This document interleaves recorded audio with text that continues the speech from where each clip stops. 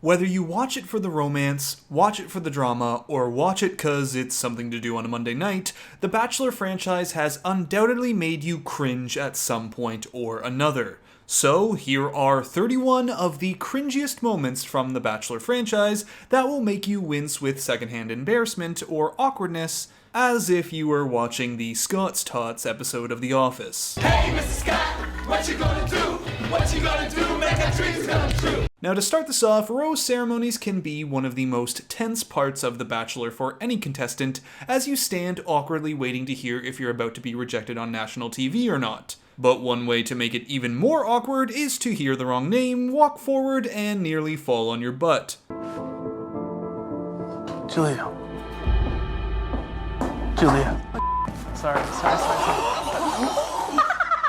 Jillian here is then left to laugh it off and try to fix the carpet as the other women awkwardly watch on. But at least for Jillian, she got a rose that night, cause if you think that was bad, check out Kylie from night 1 of Juan Pablo's season. Cat. Oh, I thought you said Kylie. I'm sorry. Can you take both of us? Juan Pablo sends her home that night. But it isn't always the contestant's fault at the rose ceremony, as seen here when Jesse Palmer calls out the wrong woman's name and realizes it a little too late. Katie. Man. Most definitely, yes. Chris, I need to talk to you real quick. I forgot her name. That wasn't the girl I wanted to give it to. It's the Karen. I said Katie. Things are then made even more awkward when Jesse returns to let the ladies know about his mistake and offers Katie a pity rose. Katie, I accidentally called out the wrong name, but I would like to extend to you the option of staying. I'll stay and see how things go. Sure. Thank you. Okay. Thank you so much. Why not?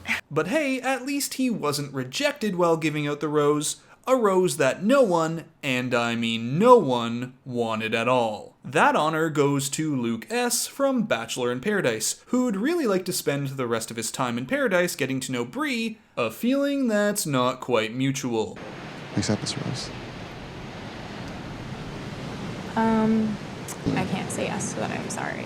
Okay, that's fine. Absolutely. Okay, don't worry. Is there anyone else who would like Luke's rose tonight? Anyone? All right. Unfortunately, if you're not in a relationship, Absolutely, Chris.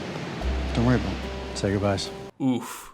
Now, keeping the cringe fest in paradise, sometimes it's common on the show for contestants to serenade those that they're in a couple with. But usually that's done by someone who actually has a background in music. When it's not, it can be rather hard to watch, like here with Nicole, whose song for Clay is only made worse by Clay's awkward reaction to each verse. I wrote you a special song. Oh my gosh, babe. You're a touchdown, baby. I want to be a lady. Cheering from the sidelines. You take away my frown lines. Speaking of awkward musical moments in Bachelor franchise history, none quite tops when Casey serenaded Bachelorette Allie with an impromptu improvised song after the romantic helicopter ride. When I was flying in the helicopter over this amazing city, I looked to my left and never saw something so pretty. And Casey as a contestant is quite a bundle of cringe throughout his season, as not long into the show, he goes out and gets a tattoo for Allie, and then he does a lot more serenading. On the beach in California, you made me start to believe, and I knew right then first moment that you and I would last, I'll forever be yours. Just kind of came to me. But hey, at least he's not as cringy as when they rapped with Soulja Boy on Desiree's season of The Bachelorette. I'm here for love, not here for the drama. Yo. If you mess with me, you're going home to your mama. Yo. I need a real man. I'm done with your players. Mr. Right, stand up. Mr. Wrong, see you later.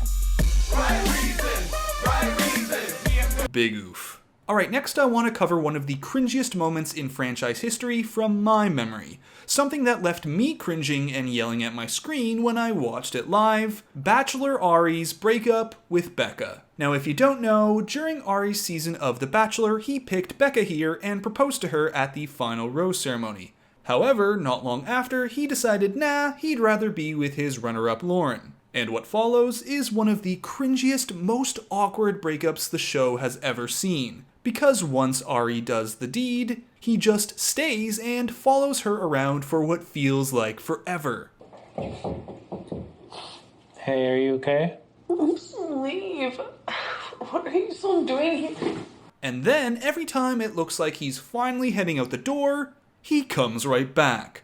From start to finish, this is a 30-minute straight segment that had to go into commercial break partway through, leaving fans yelling, "Read the room, Ari, read the room." But Bachelor breakups are a natural and very common part of the franchise. None perhaps more notable than Jake and Vienna's. You don't know me and I wouldn't have done it, and if I don't know you, then why? Please stop interrupting me. The thing is, when I got down on one knee, again, I got interrupted. Good Lord. I'm done with this. Maybe that one's not so much cringy as it is just hard to watch. But if you want awkwardness in a breakup, it's hard to top Jasmine here, who started to see the writing on the wall that Bachelor Nick was just not that into her. It makes me so upset and frustrated. I'm like so mad at him because I like him so much, but I want to like choke him right now. Which leads to one of the more uncomfortable confrontations from the show as Jasmine shares her choking desire with Nick. Choke you so bad. I put you in the put you in the choke you go like this. Yeah. Do you want me to show you? No, not even all. Get on top of you, like straddle you, and like never gotten choked before? No girls ever did that to you? No. Okay, great. You want me to do it right now? No. But of course, if I'm going to mention a Bachelor breakup that is chock full of cringe, I'd be remiss not to mention the ending of Peter Weber's season, which is some top-level cringe because of one woman in particular. No, it's not his final pick and ex-fiancée Hannah Ann. No, it's not his runner-up Madison. I'm talking about his mother Barb. And this mommy-son relationship is the motherlode of Bachelor cringe, spanning 2 seasons. Really starting with when the proud mama cheered upon hearing about her son's windmill-powered sexcapade. I did say there was something that Peter and I did twice. It was actually 4 times.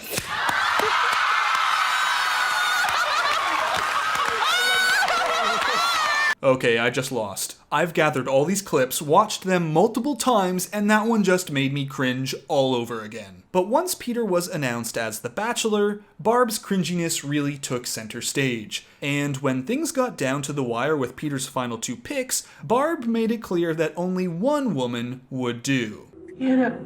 Anne loves you with all of her heart. Don't let her go. Don't let her go. Bring her home to us. But Barb's over-the-top emotional outbursts don't end here, as Peter arrives to tell his mom and dad who he proposed to in the end, and if it was mom's pick. And just look at them. It looks like they're waiting to hear if Peter's dying or something. And I asked Hannah Ann to marry me.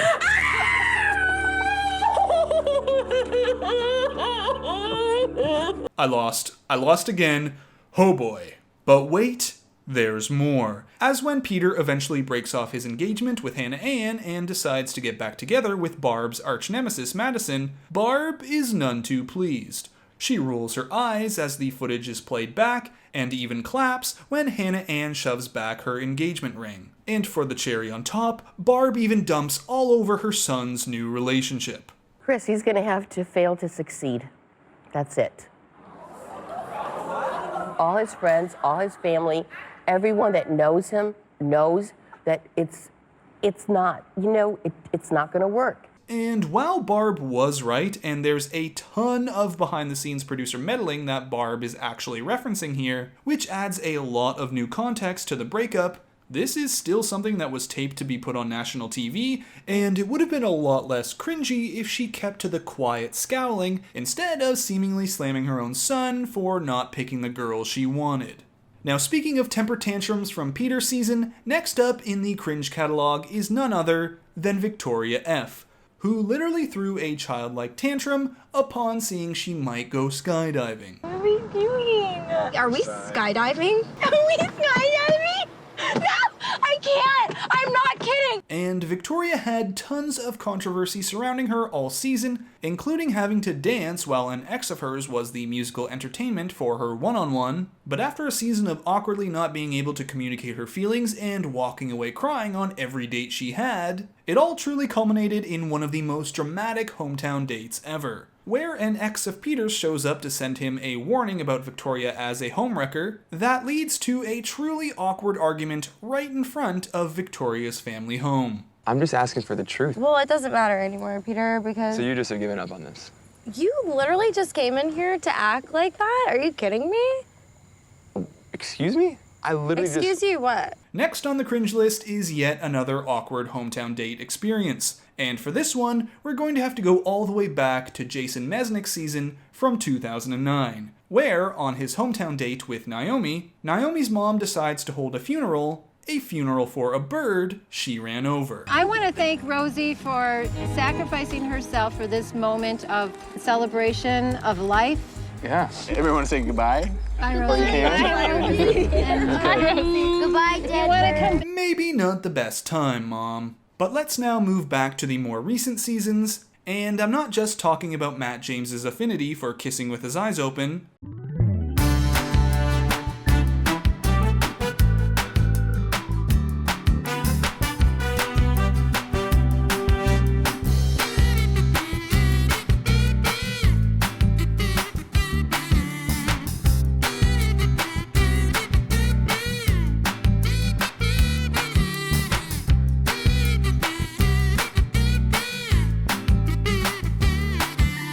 Okay, that was a little cringe. I want to bring it back to just before that, to Claire and Tayshia's season, which had a few cringeworthy moments, like Chase and Ed's chicken legs versus schmedium shirt argument. You have chicken legs, you lost the competition.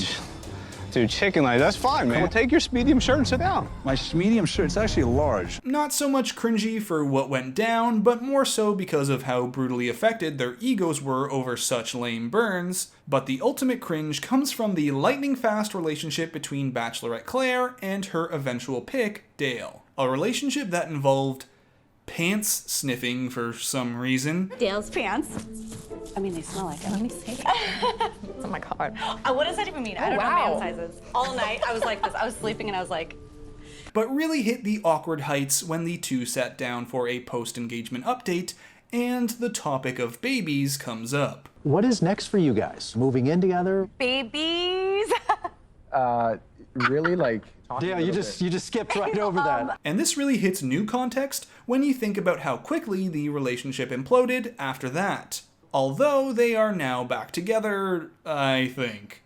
Now, before we finish off this cringe compilation, I'd like to throw in some honorable mentions. Stuff that, while funny or awkward or weird, might not be cringe depending on how you view it. First up, there's Everything Chad. Let's just pretend you're Hitler. If I'm friends with you... Let's not pretend I'm Hitler. Apart from Chad's constant eating, including just a straight-up raw sweet potato, Chad's brochacho big alpha man attitude was pretty cringe. Most cringe of all, this edit he got after being eliminated.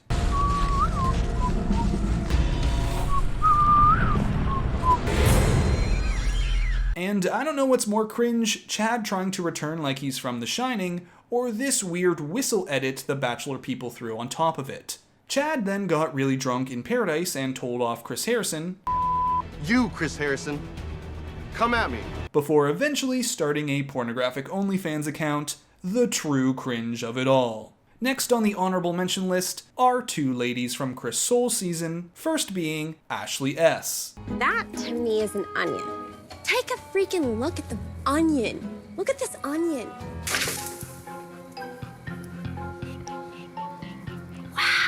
And Ashley S gets a little extra on a paintball group date. I feel like I'm in the like Mesa Verde. Oh my gosh! The Mesa Verde. And then there's Kelsey, who has a really amazing story to tell. I was married to, his name was Sanderson Poe. He was amazing. And unfortunately, he died. Now, you might be thinking, wow, that's tragic. But it's Kelsey's private interview that really turns things weird. Oh, isn't my story amazing? It's tragic, but it's amazing. But the real cringe is in how obviously edited this section was, as Kelsey was meant to be portrayed as a villain for the season.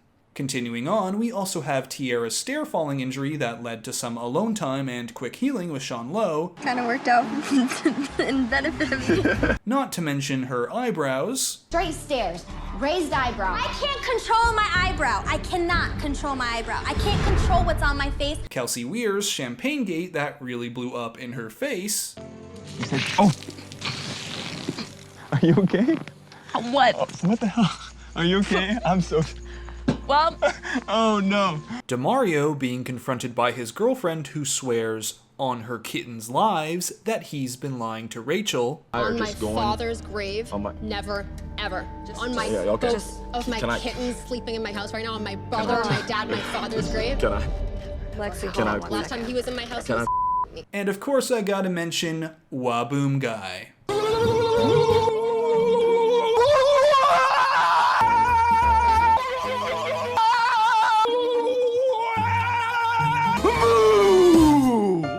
But for the final two cringe moments from this franchise, I want to talk about two moments that really had producer force written all over them. The first being the hottest kiss in the world with Evan and Carly. Now, Evan and Carly's relationship started out real cringy in Bachelor in Paradise Season 3, but actually ended up kinda cute. At the start, Evan was really invested in Carly, but the feelings weren't so mutual. So the Bachelor people then decided to send them out on a date to break a world record for the longest, hottest kiss, where Evan and Carly had to eat a habanero pepper and then hold a kiss without breaking it for more than 90 seconds. Which results in one of the most awkward, sweaty, and uncomfortable kisses ever seen. Ugh. Gross. Just to set the record straight, I threw up not just from the pepper. From the kiss. They then go on to get married and have children.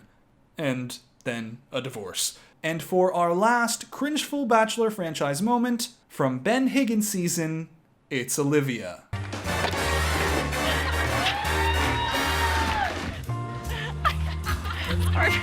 Olivia's Vegas cake dance was truly a cringeworthy thing to watch. And in today's context, it's even cringier, but not for Olivia, as we now know that this moment, along with a whole lot of Olivia's portrayal as a villain, allegedly happened due to producer influence and coercion, truly making production the cringiest part of this show. So that's it for this CringeFest Bachelor franchise video. I hope you enjoyed it, or at least cringed trying. And if you did, make sure to give the video a like and subscribe for more. I know there are tons of cringy moments from the Bachelor franchise, and cringe can be so subjective, so let me know in the comment section below if there are any other moments that made you cringe from this franchise. And until next time, Bachelor Fantake, out. Hey, Mr. Scott, what you gonna do? What you gonna do? Make our dreams come true.